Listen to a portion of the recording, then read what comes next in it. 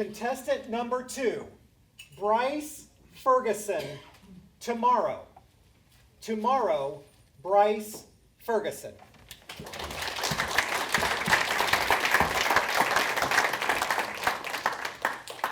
It was May 28th, 2010, a Friday, just before Memorial Day.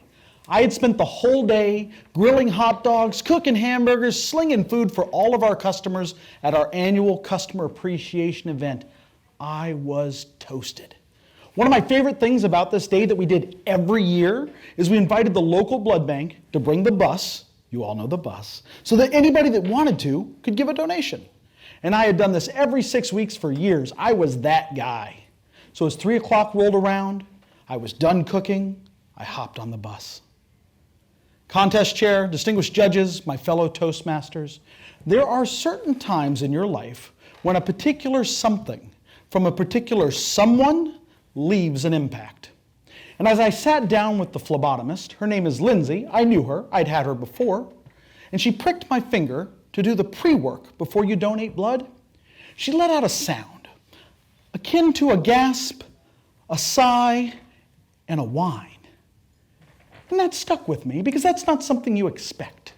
And she looked me right in the eye and said, "Brice, I don't know how to tell you this, but we can't take your blood today." "Why is that, Lindsay?"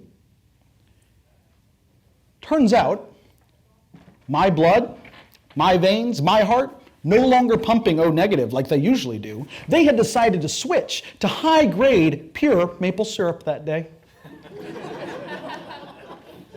She goes, "Brice, your blood sugar is so high right now that if it were any higher, my next phone call would be an ambulance." I chalked it up to the 6 Pepsis I drank that day while slinging burgers. I'm like, "Oh, no big deal. That's not a big deal. You know what? I'll give next time, Lindsay. I'll see you in 2 weeks. It'll be fine." And I hopped off the bus and I went back to work. I had always been a big guy, always been the guy that had whatever he wanted to eat, but I was only 26. What could possibly be wrong? There's nothing wrong, no big deal. But it got me to thinking. And I started paying just a little modicum of attention to my body and the way it was talking to me. And I noticed some things that weren't quite right. I noticed that I was thirsty all the time. And I was irritable, and it didn't matter how much I drank, water or otherwise, I was never quenched of that thirst. I found that I wasn't sleeping well. And mental acuity, clarity of thought, well, I chalked that up to being 26 and having fun too. It was enough, however, for me to make a call. I called my doctor and I said, "Hey, here's what's going on. Should we come in and have a visit?" And as a 20-something, I mean, you don't go to your doctor, especially not as a man, you're invincible. 26-year-old men don't get sick. To the doctor I went. She sent me for blood work, and a day later I got the call. "Brice, I need you to come in. We got to talk about your numbers." Even at 26, I knew when the doctor has you come in to talk about the numbers, that's not a good sign. I sat down and she goes, "I have bad news, but I have good news.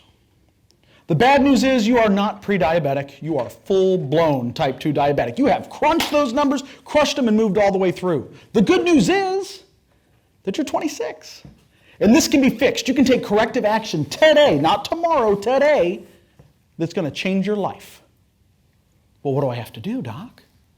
"Well, all you have to do is give up bread and pasta and rice and sodas and sweets." Wonderful! All of the things I love.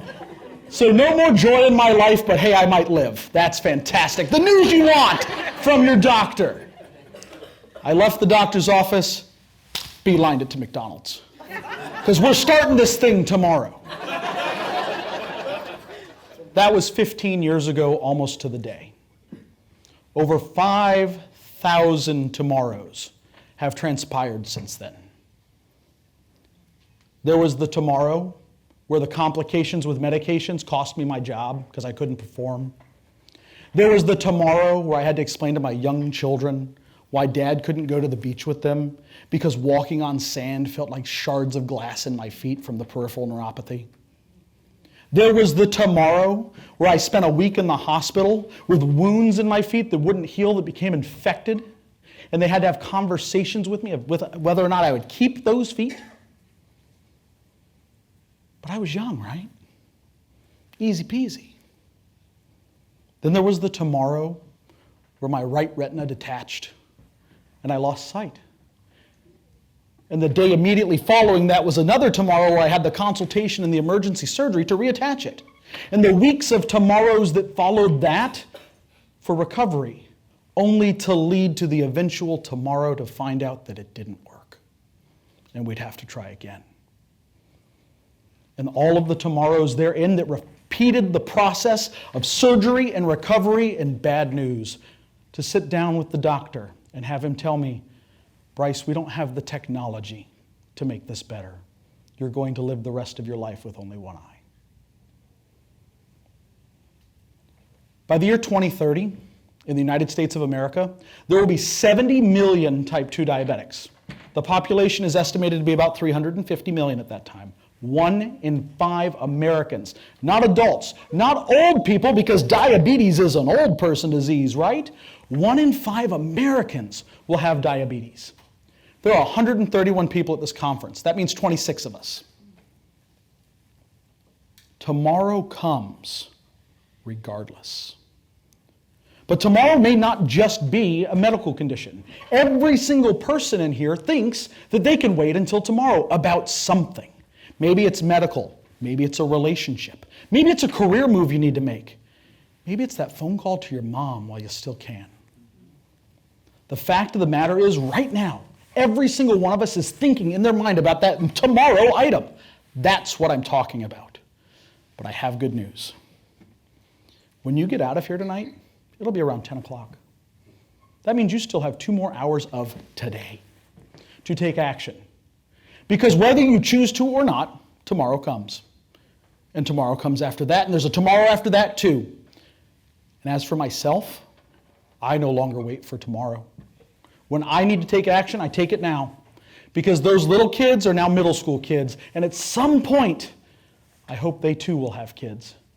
And I desperately want to be here to meet them. Contest chair. Thank you, Brice. Thank you.